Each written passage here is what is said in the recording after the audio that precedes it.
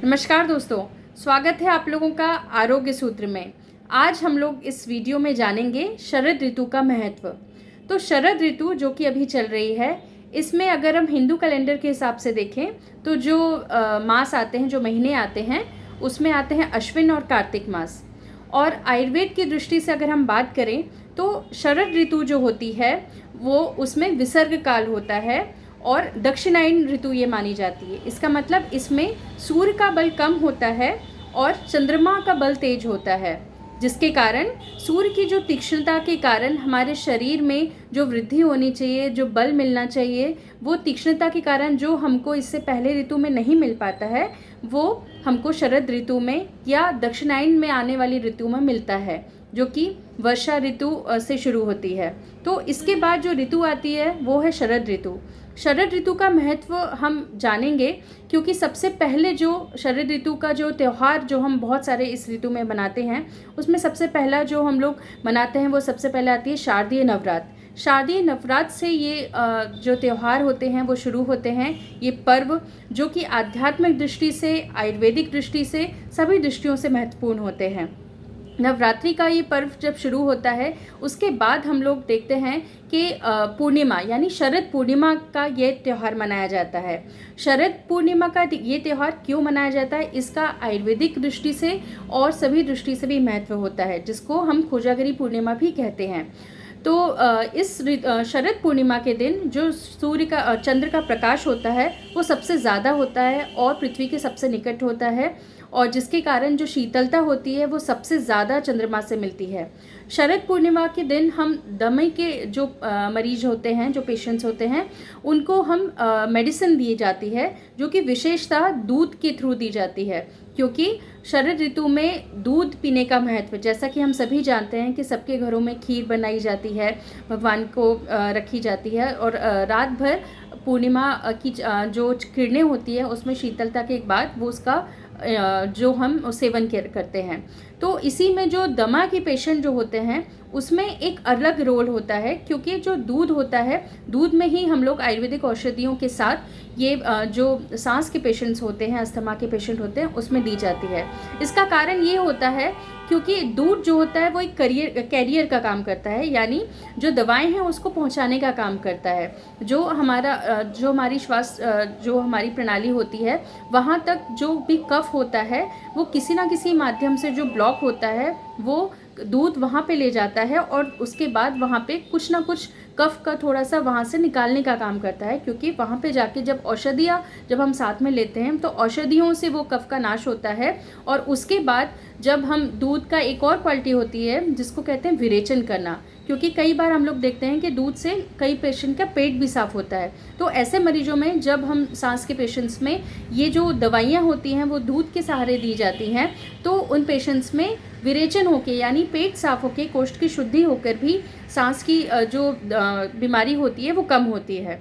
परंतु कई पेशेंट्स में एक चीज़ आप लोगों को ये याद रखनी चाहिए, जो सांस के रोगी हैं, कि ये जो औषधि दी जाती है उसके कुछ अपने नियम होते हैं। ये ऐसा नहीं है कि आपने औषधि खाई आपका सांस का रोग ठीक हो गया, परंतु इसके कुछ नियम होते हैं। जिस तरीके से आपको आयुर्वेदिक डॉक्टर ने बताया उस तरीके से लेना चाहिए। और इसमें बताया जाता है, हमारी शरद ऋतु की जो हमारी परिचर्या उसमें बताया जाता है कि इस समय शरद पूर्णिमा के दिन पूरी रात का जागरण जो कि बहुत लाभदायक होता है, और उसके बाद जो दूसरे दिन दोपहर में बिना सोए और लघु अन्न करता है ऐसे रोगी, और साथ में जो उसने रात में अगर औषधि खाई है, तो ऐसा तीनों चीज़ें करने से जो बचा कुचा कफ होता है वो शरीर में नष्ट हो जाता है। अन्यथा कई रोगी ऐसा करते हैं कि रात भर कई लोगों के घर में प्रोग्राम्स होते हैं, कार्यक्रम होते हैं, लोग जगते हैं, परंतु दूसरे दिन सुबह दोपहर में वो लोग सो जाते हैं। तो दिन में सोना बिल्कुल नहीं करना चाहिए, क्योंकि दिन में सोने से कफ की वृद्धि स्पेशली इस ऋतु में होती है, और सांस के रोगियों में फिर से वो समस्या शुरू हो सकती है।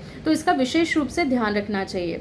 शरद ऋतु का महत्व जानने के लिए अगर हम और भी देखें तो इस जो ऋतु में जो बहुत सारे ऐसे त्यौहार मनाए जाते हैं जिसमें हम सब देखते हैं कि अधिकतर जो त्यौहार मनाए जाते हैं उसमें चंद्रमा की पूजा की जाती है। अगर हम इसको देखें तो आज ही जैसे अगर हम माने तो आज करवा चौथ है, जिसको हर कोई जानता है।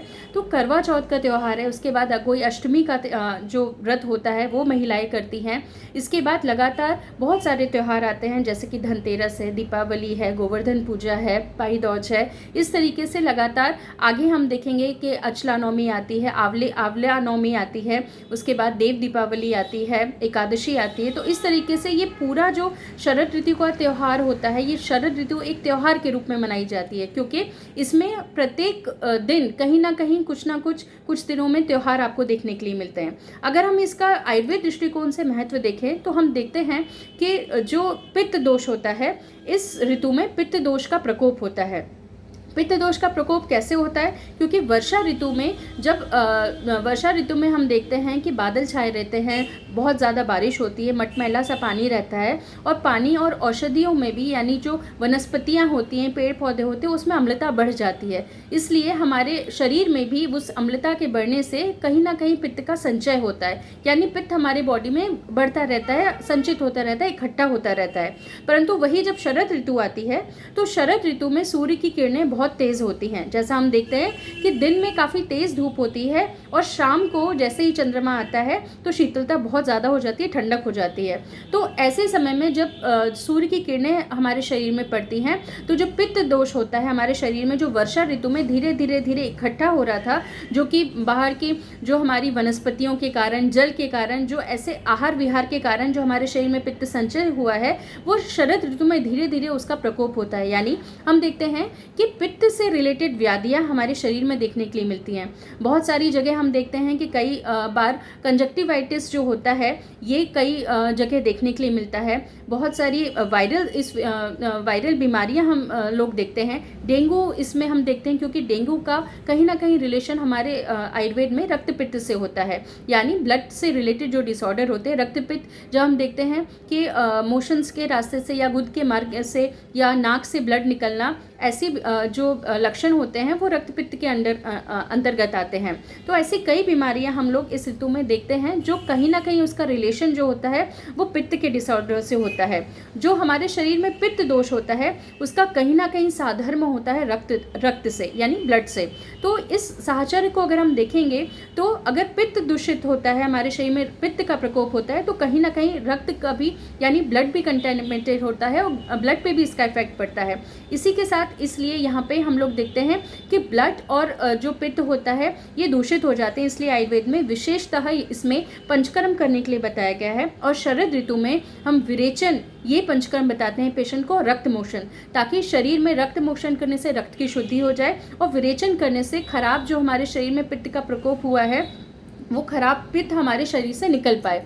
तो इस प्रकार की प्रक्रिया करने से हमारे शरीर में पित्त जो होता है वो निर्मल हो जाता है। अब आपने भी सुना होगा जो हमारे ग्रंथों में जो बताया जाता है जीवेत शरदा शतम। तो जीवेत शरदा शतम जो ये शब्द आया है, इसमें भी अगर हम देखेंगे तो शरद ये नाम आया है। तो शरद ऋतु की महात्मा क्यों माना जाता है, ये इतना इम्पोर्टेंस क्यों है? क्योंकि शरद ऋतु में जो पित्त दोष होता है, पित्त दोष परिणमन का काम करता है, यानी हमारे शरीर में जो भी ट्रांसफॉर्मेशन का काम होता है वो पित्त दोष करता है। किसी भी हमारे शरीर में जो भी बीमारियां होती हैं उसको वहीं के वहीं ख़त्म करना और उसको आगे बढ़ाना, इसका जो रोल होता है वो कहीं ना कहीं पित्त दोष से रिलेटेड होता है। क्योंकि अगर पित्त दोष कंट्रोल नहीं होगा तो वो उस बीमारी को आगे बढ़ाकर दोष पाक या धातु पाक, यानी उस बॉडी को और उस जो भी व्याधि होगी उसको और कॉम्प्लिकेटेड कर सकता है। तो इसलिए अगर हमने अपने शरीर के पित्त को कंट्रोल कर लिया तो बहुत सारी बीमारियों को हम कंट्रोल कर सकते हैं। खास तौर से अगर हम लोग देखते हैं तो लेडीज़ में हम देखते हैं कि जो आर्तव होता है, जो रज होता है, जो हर महीने निकलता है, वो हम बोलते हैं आर्तव आग्नेयम, यानी आर्तव ये आग्नेय गुण का होता है, यानी इसमें गर्माहट वैसे ही होती है। और हम देखते हैं कि स्त्रियों में भी जो बीमारियां होती हैं वो पित्त के जो प्रकोप से ज़्यादा होती हैं। इसलिए मासिक अधिक जाना या क्रोध के कारण जो बहुत सारी बीमारियां होती हैं, मासिक से रिलेटेड जो भी हैं, गर्भस्राव हो जाना, तो इस तरह की बीमारियां बहुत फीमेल्स में देखने के लिए मिलती है। और अगर इस ऋतुचर्या का पालन फीमेल्स स्त्रियाँ अच्छी तरह से करती हैं तो हम लोग देखते हैं हैं कि बहुत सारे त्यौहार इसमें ऐसे हैं जिसमें चंद्रमा की पूजा होती है, और चंद्रमा की पूजा से तात्पर्य ये होता है कि चंद्रमा जो है वो हमको शीतलता प्रदान करता है। शीतलता के कारण हमारे शरीर में भी शीतलता होती है, जिसके कारण पित्त दोष का अपोजिट गुण होता है। जैसे पित्त दोष अगर गर्म है तो हमारी चंद्रमा से हमको शीतलता प्रदान होती है, और इसलिए हमारे शरीर में ठंडक होती है, और साथ ही साथ मन जो होता है, जो हमारा मन होता है वो शांत होता है। तो दोनों तरीके से, मानसिक रूप से अगर देखें, शारीरिक रूप से देखें, इस ऋतु का बहुत हमारे जीवन में महत्व होता है।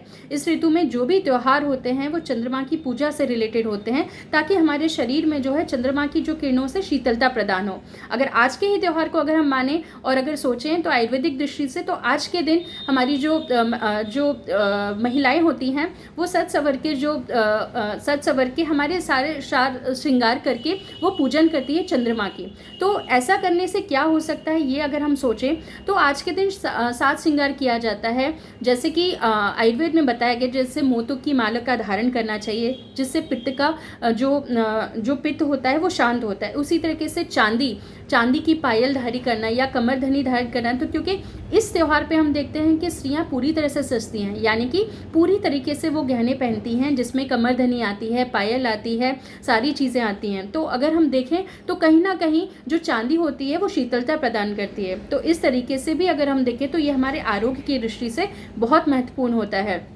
और अगर हम बात करें इसके आहार विहार की, क्योंकि ऋतुचर्या जो हमारे आयुर्वेद में बताई गई है, अगर हम ऋतुचर्या का पालन करते हैं तो बहुत सारे जो भी डिसीजेज हमारे हर महीने हम लोग देखते हैं कि कई लोग जब ऋतु चेंज होती है तो बहुत जल्दी वायरल्स हो जाते हैं, उनको बहुत जल्दी बीमार पड़ते हैं। परंतु अगर हम ऋतुचर्या का पालन करते हैं तो ये बहुत इंपॉर्टेंट होती है, क्योंकि अगर हर एक ऋतुचर्या का पालन हम करते हैं तो वैसे आहार विहार का सेवन करते हैं तो हमको ये छोटी छोटी जो बीमारियाँ होती हैं वो जल्दी नहीं आ सकती हैं। अगर आज हम इस ऋतुचर्या की बात करें, शरद ऋतुचर्या में, तो विशेषतः आयुर्वेद में बताया जाता है तो मधुर तिक्त कषाय रस का सेवन करना चाहिए। मधुर रस का सेवन करने से हमारे शरीर में जो पित्त दोष होता है वो शांत होता है। तो इसलिए इसमें जो खरी शक्कर होती है, मिश्री होती है, उसका सेवन करना चाहिए, मधु का सेवन करना चाहिए, जिसको शहद कहते हैं। और साथ ही साथ इस ऋतु में हम जैसे कसैला रस जिसको बोलते हैं, जिसको कषाय रस कहते हैं, जैसे कि आंवला इस सीज़न में बहुत होता है, जो पित्त शामक भी होता है, तो आंवले का सेवन हमको इस सीज़न में ज़रूर करना चाहिए। इसी के साथ हमको तिक्त रस का सेवन करें, जिसको जो कड़ू होता है, जैसे कि नीम होता है कड़वा, तो इस तरीके के रस के सेवन से हमारे शरीर में पित्त जो है वो कम होता है। साथ ही साथ घी का सेवन करना चाहिए। अगर मधुर और घी ये दोनों चीज़ें अगर हम सेवन करें तो जैसे कि हलवा है, इस तरीके का अगर हम सेवन करते हैं, जैसे कि शरद ऋतुचर्या हमने शरद पूर्णिमा पे जैसे हम खीर बनाते हैं, तो ये कहीं ना कहीं मीठी होने के कारण हमारे शरीर में पित्त को कम करती है।